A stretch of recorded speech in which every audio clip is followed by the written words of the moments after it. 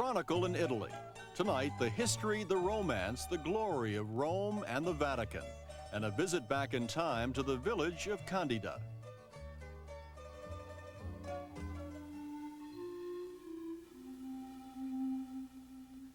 Henry James said of Rome, "It beats everything. The effect is something indescribable." This is the eternal city, heart of the Roman world, that center of civilization to which all roads once led and once began. There is at its core the Palatine Hill, cradle of Roman civilization, where the Caesars built their glittering palaces. And in the valley below, the Forum, an awesome expanse of ancient marble columns and temple ruins. For some 13 centuries, it was a throbbing marketplace and the scene of impassioned orations by Roman senators. On this very spot, the art of discussion survives among Romans today. Beyond the Forum, a ruined amphitheater, the Colosseum. It takes little to imagine how it was 18 centuries ago. The savage roar of 80,000 spectators, Caesar in his royal box, the underground passage where beasts were kept, the grotesque display as Christians were tossed to the lions. The history is everywhere. Children play soccer next to the ruins of an ancient Roman fire station. It is no wonder the ordinary Roman knows his history in amazing detail. When you have a building, sign something in the book on the history, century back, and we like to know exactly what happened. That history is still very much alive in Vatican City. It is home to some of the greatest papal treasures and the seat of an unbroken chain of papal authority. But if the Vatican signifies stability, the Italian government is the opposite. Since World War II, there have been 46 prime ministers. There's a saying, the way Italians like their politicians best is out of office. But this political chaos doesn't seem to faze Italians like Maurizio Canelli. You see, I consider myself, the politics in Italy like a minestrone soup, a vegetable soup, a piece of carrots, or, spinach and everything. But in this big confusion, we understand one thing, that nothing has been changed since after the war. Amidst all this governmental confusion, the strength of this country emerges. According to sociology professor Franco Federati, the only true authority in Italy is the family. As strong as the family is, the national government is very weak. The informal institutions are very strong. The formal institutions are absolutely useless. Everybody makes fun of them, and of course, tax evasion is a national game. Obviously, we try to reduce it, but still tax evasion is not morally reprehended in the popular consciousness as it is, for instance, in the Anglo-Saxon countries. Besides tax evasion, Italy's newest prime minister, Giovanni Goria, has other problems, an enormous deficit and severe poverty in the south. But many say as much as 40% of Italy's wealth is hidden in a long-established underground economy.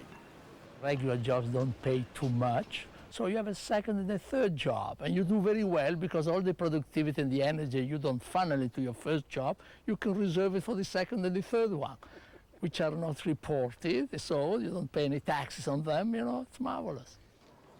Roman life is marvelous, and street life is no exception. But traffic is a perennial problem, and pollution still threatens the monuments that share space with cars and crowds. And now, a new encroachment in one of Rome's oldest neighborhoods.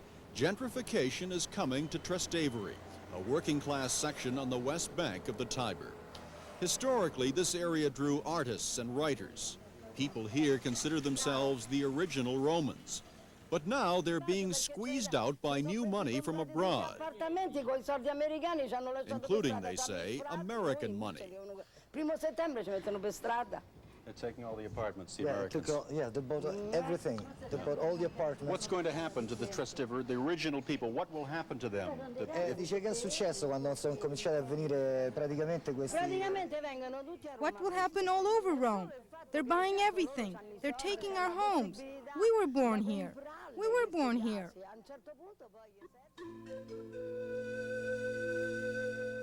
It is a story that anyone from Boston's North End would understand. Trastevere is a vital neighborhood, an enclave in the midst of Rome the tourist rarely sees. Now it faces a challenge that would confound even the great Caesars. But if history is any guide, chances are Trastevere will survive. For at its core is the family, that unshakable foundation of Italian life. Despite the divorce law that we had since '76, despite the abortion law, the family still goes strong. Now, in its worst expressions, that's mafia. But in its better versions, I think the family spirit in this country is the solidarity whereby there's always a dish ready for you at home. You can always sit down and eat, and you don't have to worry about anything.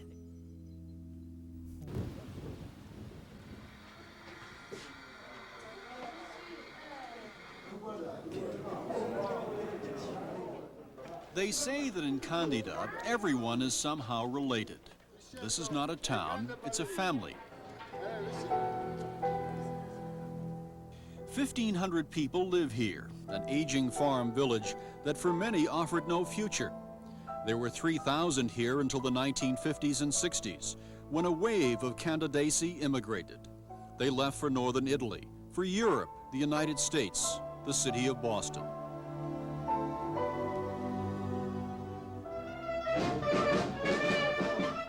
But every year, on the feast of Candida's patron saint, native sons and daughters return to the village of their birth. Leon de Magistris is one of 25 Bostonians who have come home. He was 17 when he left Candida. And here you come back to this small Italian town. What do the local people think of you?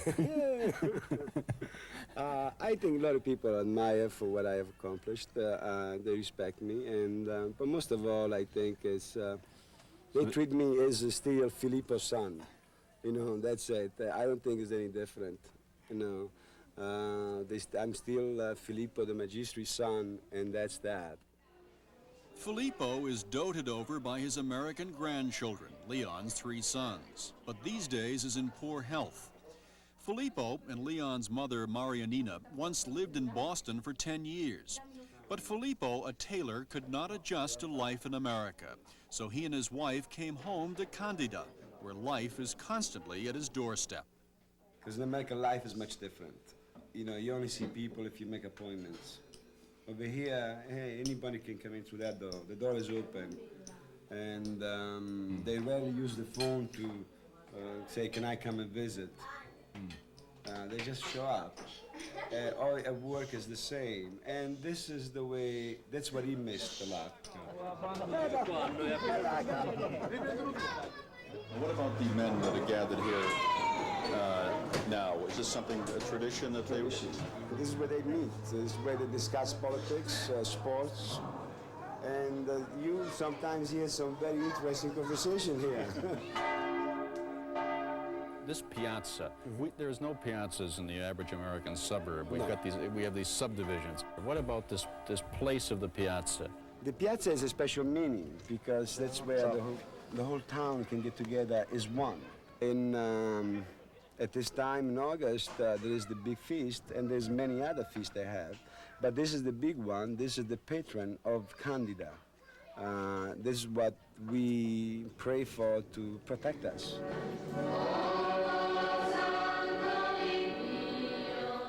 They pray and make offerings to the patron saint. Tradition holds that the women donate their gold. Leon's mother has already given most of hers. Marianina has had her share of tragedies. She lost 2 brothers during World War II and watched as German and Moroccan troops occupied Candida. In 1980, an earthquake ravaged much of the village, including the De Magistris' home. Today, Marianina has all her children and grandchildren around her. But next week, many of them will be gone. In many ways, she wishes she could be with her family in Boston. What did you like about Boston best? Every day. Every day. Every day, tutto. You like to shop? Everything. You like to shop? Shop, sì, io 10 years. 10 years you shopped in Boston. Work, What was your favorite place to shop? yes. Where did you like to go to shop? Your favorite place? Fascesa, Boston, In Boston. Kennedy, Kennedy's? Filene. Filene's basement? Did you like the basement? Yes. I bet you were good down there in the basement. George Marshall. Jordan Marsh. Yes. After a few weeks in Candida, Leon's sons miss Boston too, for life here is very different. Sitting around sometimes gets you. Does it get a little boring? Yeah. But in the piazza, a table game keeps American and Italian cousins entertained. They speak few words of each other's language, but they manage to keep score.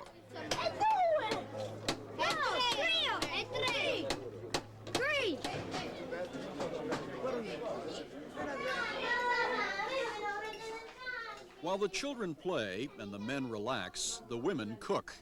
Even during mealtime, Marianina is most comfortable in the kitchen. Your job is to watch. Make sure everybody is, eats and is enjoying themselves. That's really where she gets the satisfaction. Right. Then she will usually pick in between. And she probably eats more in between than actually at the table. I see. Candida's feast is capped off with a night of music and dancing in the piazza. To the eyes of an American, it's like something out of the movies. But in Italy, this is a way of life. It's amazing. They don't have a destination. They don't need a destination, when they go out to have good time. And it could be walking up the street, back and forth, arm in arm, but that's a good time.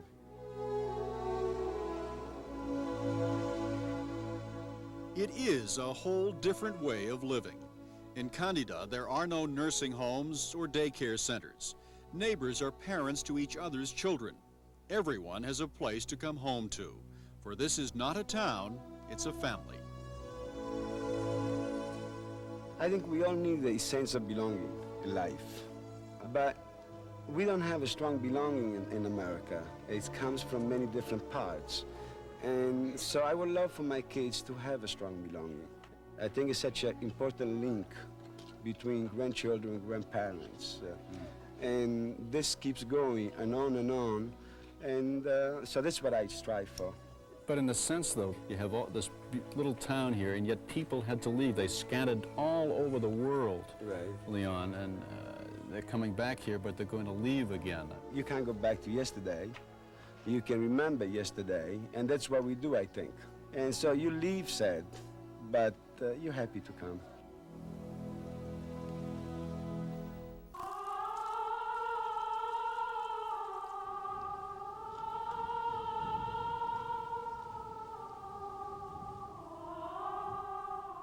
A walk along the walls of Vatican City. Inside, there is a sense of timelessness, of immense power, of intense spirituality. But not all is what it seems, and not every moment is a spiritual one. These boisterous altar boys live together inside the Vatican. One of their favorite games knows no religion. Now, do you serve Mass every day? Yes. You do? From 7 till 10. 7 till 10? Yes. And what time do you have to get up to do that? At 6. Oh, 6 o'clock. Yes. That's early, isn't it? Yes. Inside St. Peter's Basilica, Mass is said beneath the majestic dome of Michelangelo. The setting inspires awe, yet this grand cathedral functions as a parish church.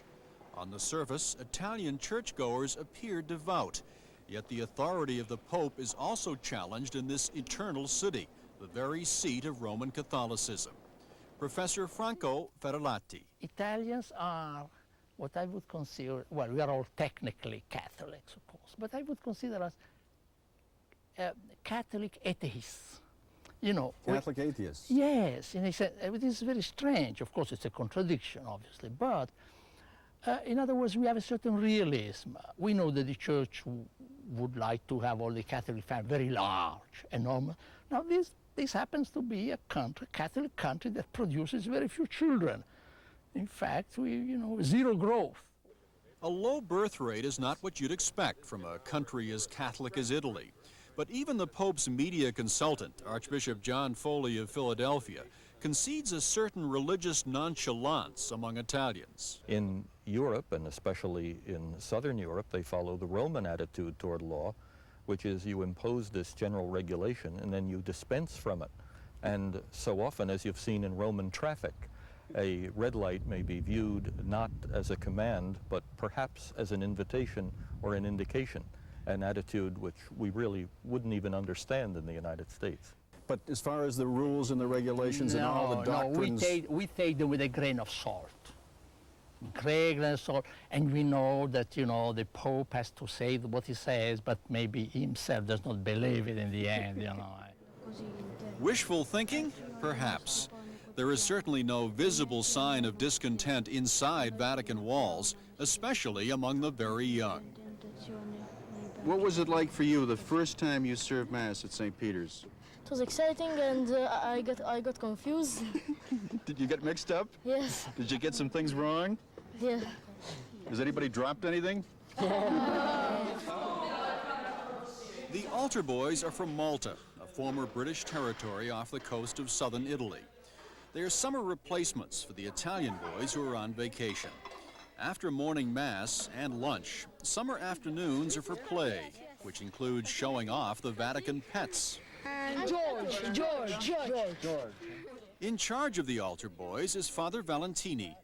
Now, they seem like normal boys. Are they difficult for you to handle sometimes? No. They are very obedient, yeah. They are very obedient. Otherwise, it would be impossible to stay here for 5 weeks. Now, what are your plans in the future? Will some of you like to be priests? No. What do you mean? You want to get married instead? Then? No.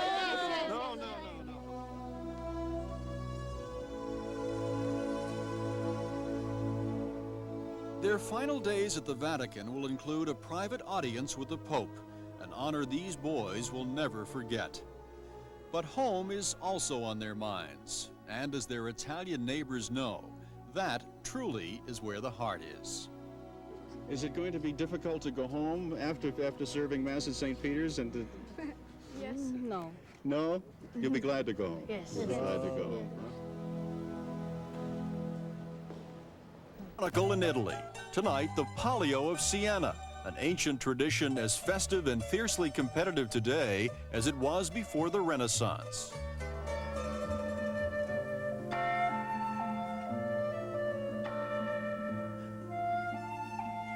The Italian city of Siena first appears as an illusion on the horizon. Built on 3 hills and 11 valleys, it is a loose page from a history book, eluding the passage of time in order to hold on to the past. But in Siena, the past and present remain melded, but they have never really been separated, only revered with an unmatched tenacity.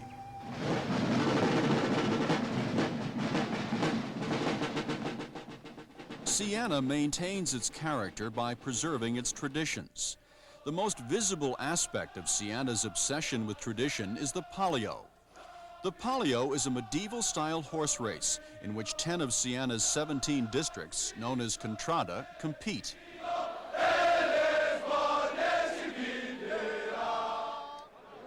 Every performance must have a dress rehearsal, but in Siena, the preparations are so intense, they rival the real thing.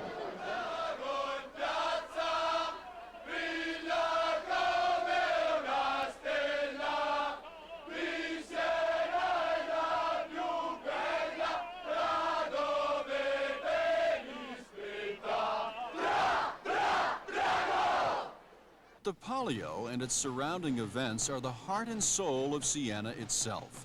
It is the way the Sienese embrace themselves through their history. The Piazza del Campo has been the center of the city's activity since the 14th century. Dominating the square is the Gothic Palazzo Pubblico, or Town Hall, which houses the work of famed Sienese artists such as Simone Martini. Sienese art reached its height in the 14th century, when Sienese painters decided to project mystical feelings of faith and ideals, distinguishing them from the Florentines. The ancient rivalry between Siena and the city of Florence continues today. Anna Zardus is Sienese, and she won't mention Florence unless you do. How do Sienese feel about the Florentines? Well, I think they simply ignore them. I can only say they ignore them, really. I never heard speaking about the Florentines, about things of Florence, about the life of the Florentines. No. They really have they don't think about them, really. The resilient character of the Sienese is known worldwide. The bubonic plague wiped out 1/3 of Siena's population during the 14th century, and war and famine eliminated even more. But 6 centuries later, the Sienese not only survive, but thrive.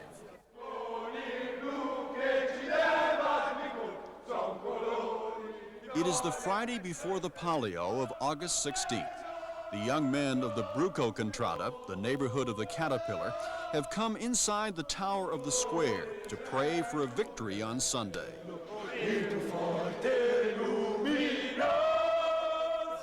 The Palios date back to the 15th century, but Bruco Contrada has not seen a win in 30 years. Most of these young men have never been able to claim a victory.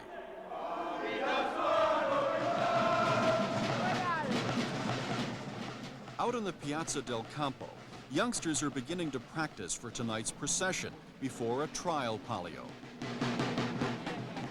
They are wearing the colors of the Contrada they represent, the neighborhoods to which they are fiercely loyal. Most of the Contrada are named after animals, such as porcupine, goose, and dragon. The Contrada of the Selva, or the forest, is especially anxious. It emerged the victor in last month's Palio. If it wins on Sunday, it will be the first time in 30 years that a Contrada wins the Palio twice in the same year. It is almost unheard of, but there is hope. Signore Moceni, the priori or leader of La Selva. Quindi il fantino, il cavallo. If you have a good horse, a good jockey, good luck, and a good place at the starting line, these are the essential factors to win a Palio. Also, you need a good veterinarian and lots of money to spend. And we have all these. And we hope to win. The square of the Piazza del Campo is bursting at the seams for tonight's trial. Every space on surrounding balconies has been bought. Some of these people are tourists, but the majority are Sienese. They come because the Palio is the most familiar thread woven into the tapestry of their lives. The moteretto, or cannon, has been sounded, and the jockeys are in line. Selva's horse, grayish-white, is closest to the rail. In the blink of an eye, they're off and running.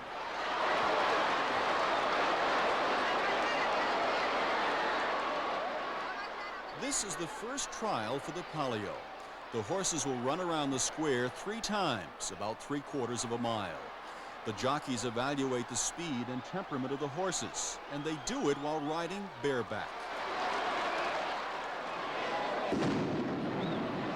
As quickly as it began, the trial is over. The race usually lasts only about 80 seconds. Tonight's objective is to get the horses used to the track and to pinpoint their strengths and weaknesses.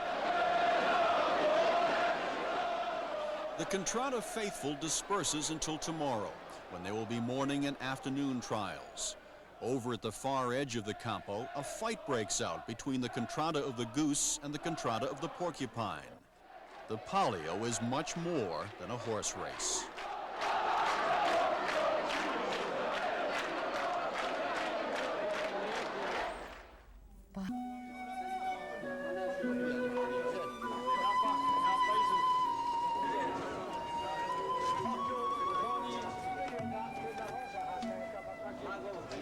The Palio is now less than 24 hours away. In the Contrade of the Selva, the preparations continue. The schedule is full and to an outsider exhausting, but not to the residents of this Siena neighborhood. The men of the Contrada who organize its activities perform their work in assembly line fashion.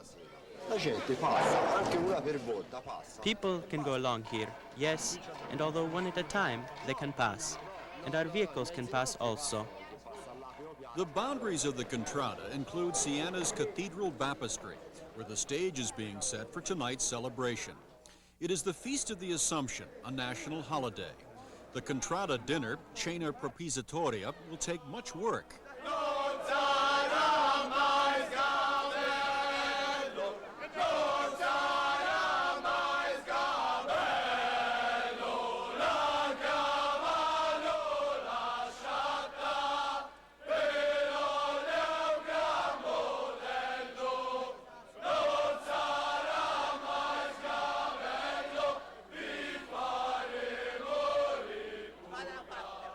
The people of the Selva are riding high on the hope that their horse, Chiriaco, will win tomorrow.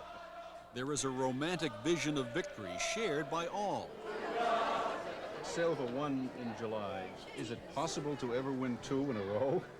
Dice la Selva ha vinto a luglio, è possibile vincere 2 volte all'anno? Fingers crossed, huh? Your fingers are crossed. È possibile. È molto raro. It is possible, but it is very seldom and very difficult. It has happened only once this century. In 1933, it was the Contrada of the Tartuca. La Selva this year has won on July 2nd and will run again tomorrow with a good horse. We hope for the best. In the Contrada of the Selva, it is the annual baptism of the children. All born this year to the Selva will be baptized in the fountain of the rhinoceros. It will be a secular or profane baptism. The priori, not the priest, will officiate. Dal popolo della Selva. With the power conferred upon me by the people of Selva, I baptize thee, Valentino Anselmi, citizen of Selva for life. With this water I transmit to you the faith and strength of our ancestors in arms, so that you in turn transmit them to your children for the everlasting glory of Selva. The importance of this ritual must not be overlooked. This is Selva. These are the drums. One by one, the children are baptized. They will always belong to the Selva, even if their families move to another Contrada. And if they should intermarry, during Palio, old rivalries will surface, and some husbands and wives will separate and go back to the Contrada of their birth.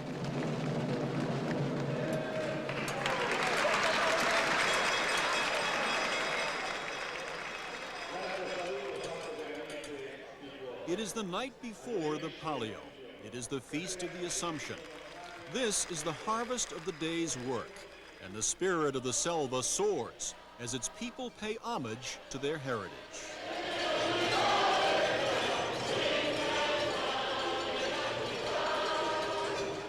The Sienese always liked feasts, you know.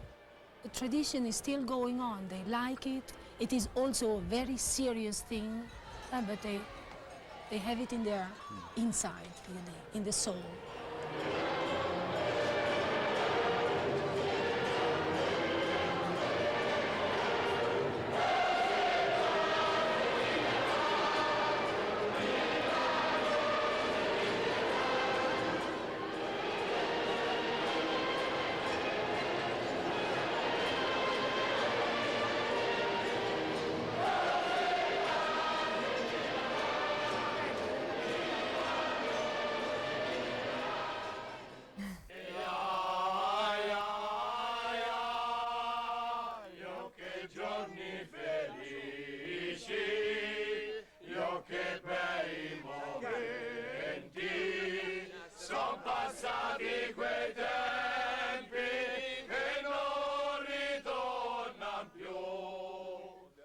The men of La Selva have tirelessly prepared for the Palio. Now, united in a mood of hope, they sing old songs of Siena. La meglio signorina era la tua, oi là. In the Contrada, life goes on as usual.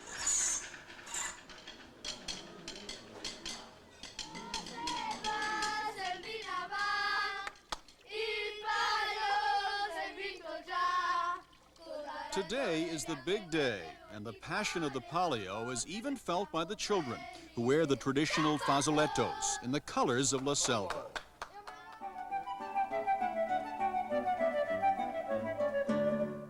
The Contrada Museum is open to the public today. On the walls are banners displaying images of the Virgin. These are the actual Palios, and the festival is named for them.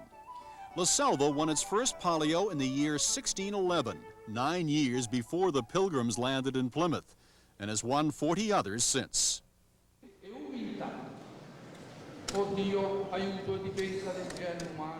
It is time now for the benediction of the horse and rider. Chiriaco is led inside the Selva's exquisite 15th century church, where the Contrada chaplain Don Vittorio presides. I place this benediction on him, this horse. Let this church save and protect him from the upcoming danger and from every evil. Grant us this blessing in the name of the Holy Ghost and Jesus Christ, your Son.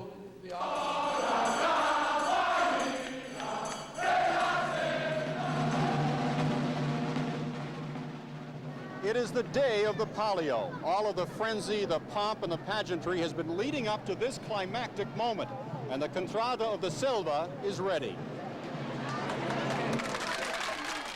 La Selva is anxious. Will it make Capoto, 2 wins in 1 year?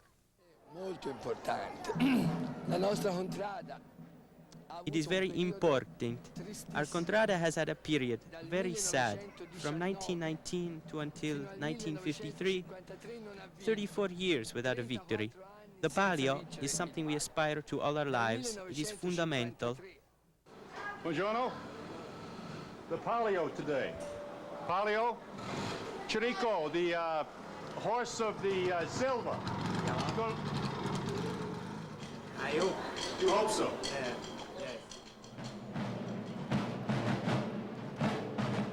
The pageantry continues and the anxiety heightens. The Palio is not just pomp and circumstance. It is a measure of national identity, and it's a matter of honor.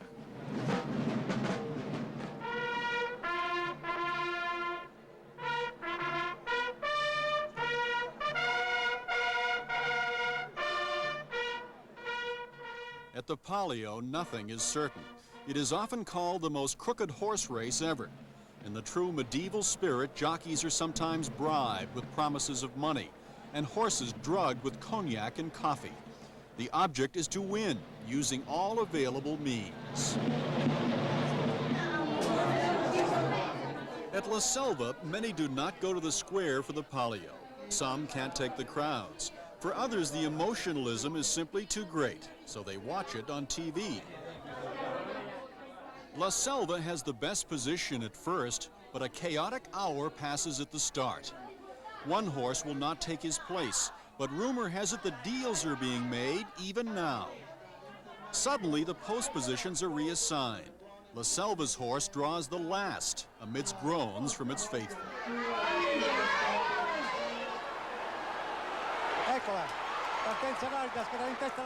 The horse of the Panther, Selva's rival, takes the early lead.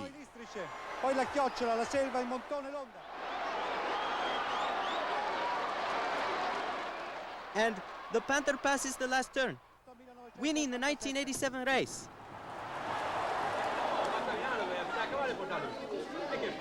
The hopes of La Selva are dashed, and to lose to the Panther. But at least La Selva did not place second. But to come in second is to be shamed. The sweet smell of victory is so close, but it easily sours when not reached.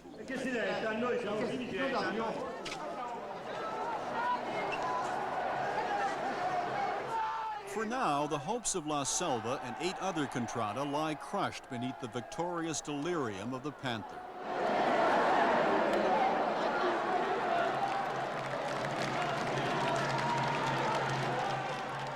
But the Sienese did not take kindly to defeat, so there is always next year, when the ritual mystery and intrigue of Palio transform this medieval oasis into a bit of Camelot.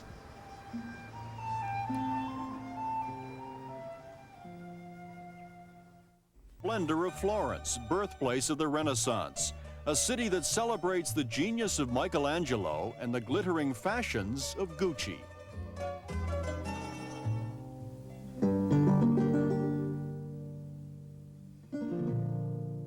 It is one of the most captivating cities in the world.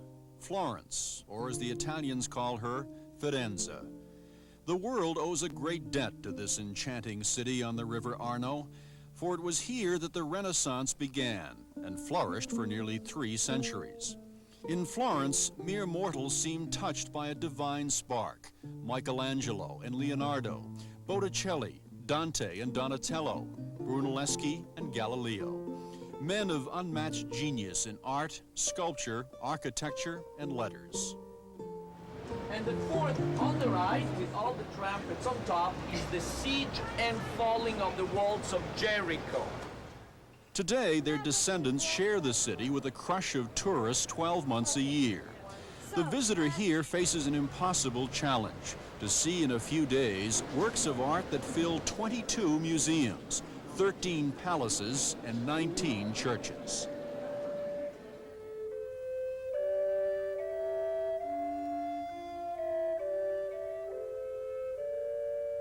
On this sweltering morning, we are given a few minutes inside the Uffizi Art Gallery before the doors are open to the public. The Medici family, the great patrons of Florentine art, opened the Uffizi in the 17th century. Its collection of Renaissance art is unmatched in the world. Masterpieces such as the Annunciation by Leonardo da Vinci. 2 great works by Botticelli, La Primavera.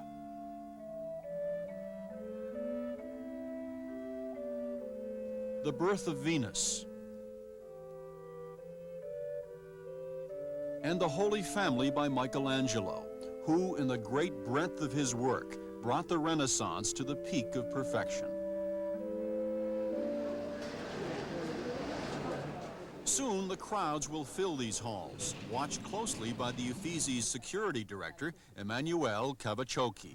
Capisci, qui la folla ce n'è tanta, sono mediamente... Well, the crowds are gigantic, 4, 5, maybe 6,000 people a day.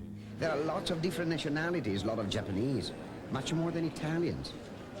There are so many people who want to enter, and these are the difficulties. You cannot fit masses of people in the entrance hall. It is a bit too much. The staff of the Uffizi does have a short workday. Most of the city's museums close for the day by early afternoon, to the dismay of late-sleeping tourists.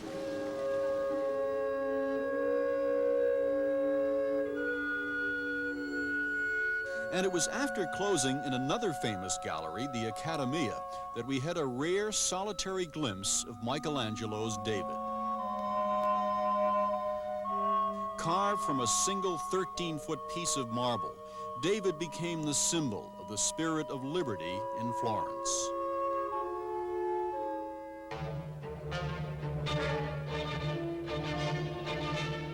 That spirit had its dark moments during World War II amid the German occupation. David was protected from Allied bombs by a brick dome. But it was not the Allies who caused most of the wartime damage. In the closing days of World War II, Florence was under siege. The Germans were dug in on the north side of the city. The Allies were approaching from the south.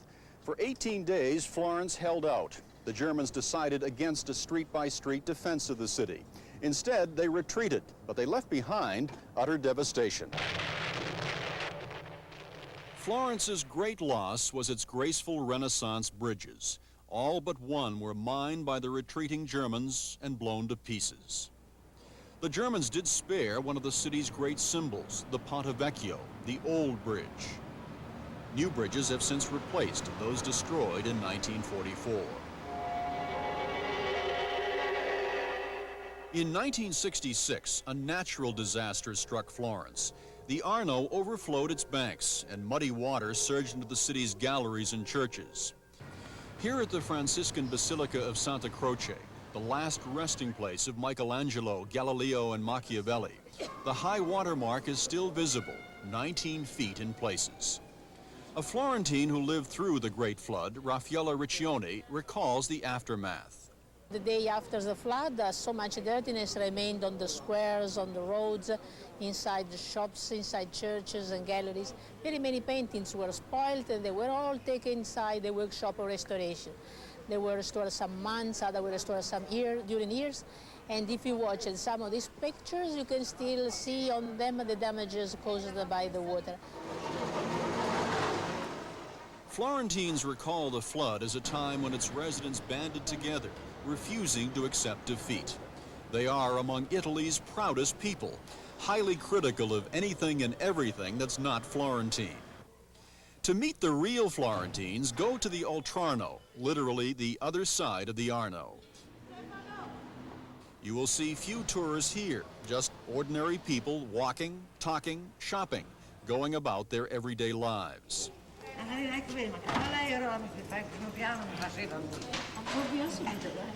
It's agreed that Florentines have a special character, a biting wit, tight with their lira, a distaste for showiness.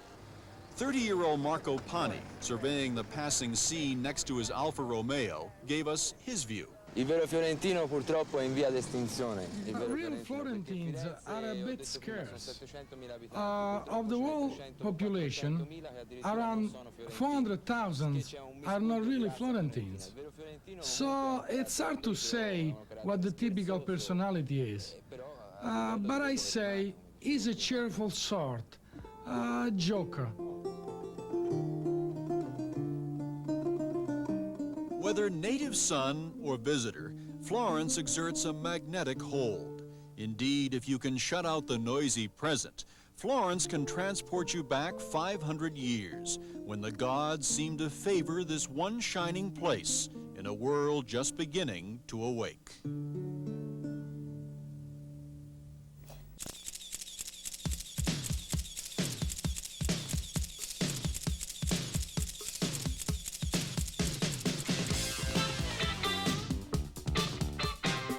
Italians have long been noted for their sense of style and fashion. It seems that no one in Florence is without it. From the Piazza della Signoria to the banks of the Ponte Vecchio, style is not just important, but essential to the Italian way of life. Many people say Milan is where the fashion frenzy is, but here along Florence's Via dei Tornabuoni, you can find the shops of almost every major designer. From Pucci to Gucci, they're all here, and so are the foreign shoppers. They come hoping to buy outstanding items for less than they would pay at home. And home can be anywhere from the Orient to East Weymouth, Massachusetts, where Rudolfo Gianandrea lives. What are you doing in Florence? We just go around. Tourists, anyway. We'll look around. We like it. But you're in trouble. You're out here and your wife is in there spending your money. Well, I'm not. Well, the wife is spending money in USA too, all right? Giorgio Armani is one of Italy's most successful designers. Blending fabrics of wool and silk, cashmere and wool helps to distinguish the Armani look, a look that is highly sought after. Christina Holtz of the Armani Boutique. Where do your customers come from? I would say a big part are Americans, and also Japanese, and also Europeans. Do the Americans come to look, or do they spend too? Depend. Would say some years ago they spent more than they do now. Really? Because the dollar is lower, and so the things are not a bit more expensive than they were in the years before.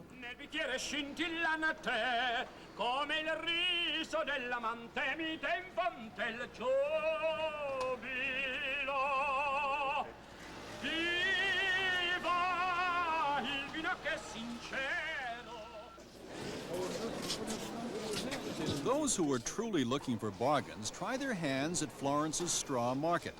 Since before the 12th century, merchants have sold their wares here. And if you're a buyer, there's skill involved. Luciano Peruzzi explains. Most of the people that come in the market, it's just for having, a fun or bargain the price. But they'll never, get the price they want because it's all everything including on the prices, bargain, and everything. Well, what if I come to you and I try and beat you down a little bit on the price? What do you say to me? Well, I'll let you do it. But it was important for me get my price, not your price. That's, the most important thing.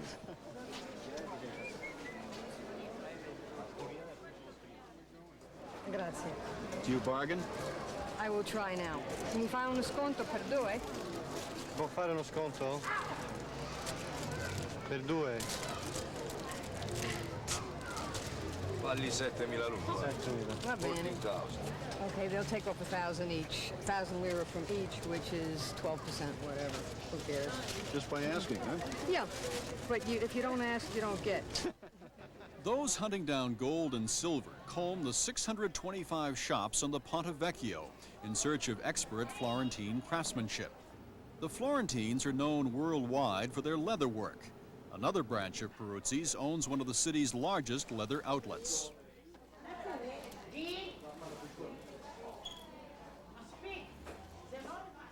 This kind of work belonged from the 14th centuries when the Florentine people started, the craftsmen in Florence, they started how to put gold leaves on leather. In these days, the gold leaf that we use is this. See, the shiny part is a genuine plastic, okay? And the dull part from the other side, see, is a genuine gold leaf, 24 carats gold.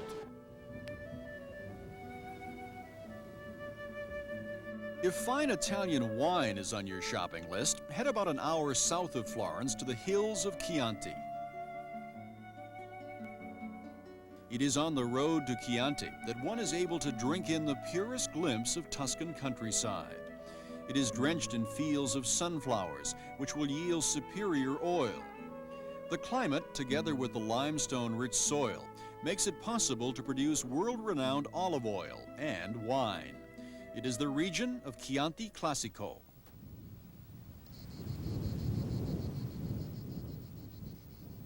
The village of San Felice seems as ancient as time itself, the chapel just big enough for the priest and the villagers. Leonardo Bellaccini is an analyst at the San Felice winery. The vegetation starts about in April, but the busy time is in September, October for the harvest. Is it a critical time when you must pick them right at a certain Yeah, especially moment? for the white. You can drink young or medium aged, and you can drink with a lot of things. What distinguishes San Felice's Chianti Classico, one of Tuscany's finest wines, is that it's made from 4 kinds of grapes: Sangiovese, Cagnolo, Trebbiano, and Malvasia. After the wine is harvested, it's placed in these stainless steel tanks for fermentation. Then it's put into oak barrels to be aged in the French tradition. It remains here 1 year for the Chianti Classico and 3 years for the Chianti Classico Riserva. And the Riserva is a selection of the normal Chianti Classico. Is more alcoholic and with more body, more color. Is Your best wine, then? Yeah. The San Felice vineyards cover 170 acres. Some of the wine will be made by a secret process, handed down in a sealed envelope. For the cellar masters know how much value the Tuscans place on tradition.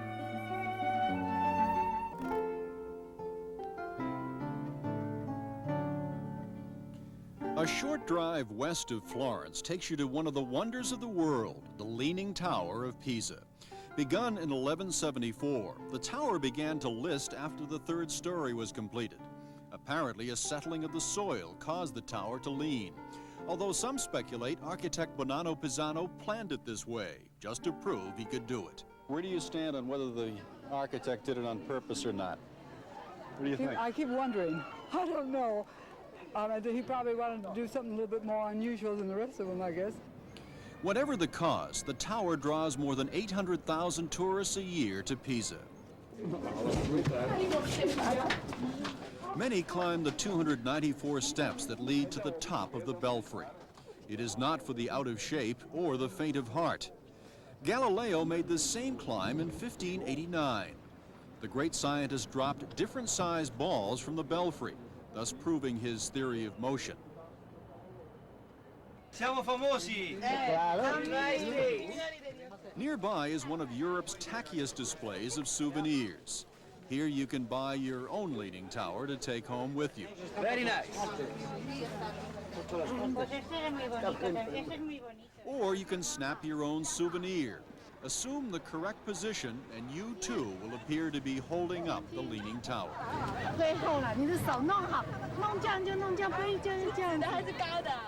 Actually, the tower may be in need of support. In 1986, it leaned a bit more than usual, an additional 0.05 of an inch. It is now about 14 feet out of plumb.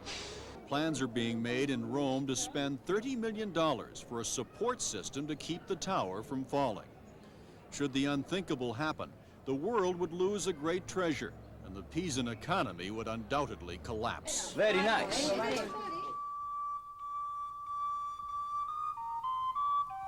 In Florence itself, another antiquity is in peril, Brunelleschi's great dome above the Cathedral of Santa Maria del Fiore. The dome is one of the great symbols of the Renaissance, marking the rediscovery of science. It is also in serious trouble.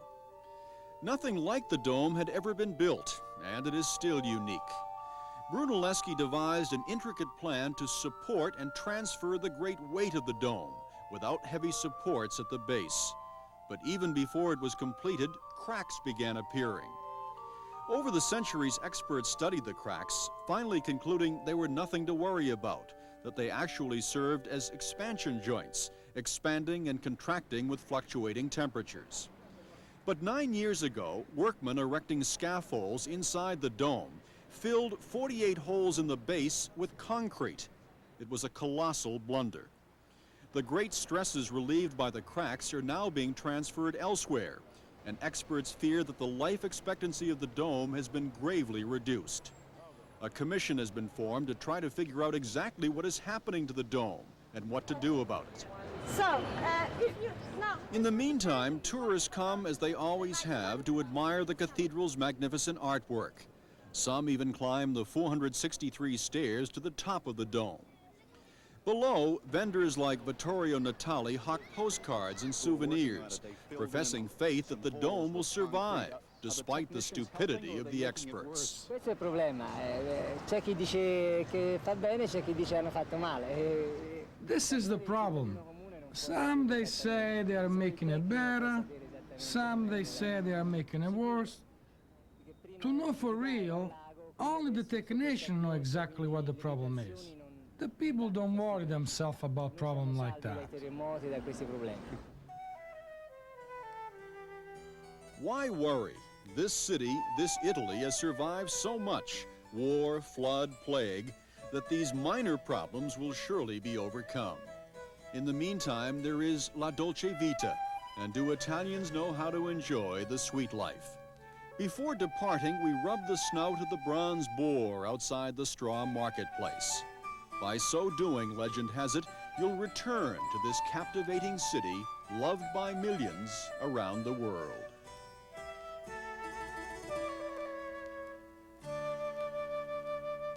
Okay.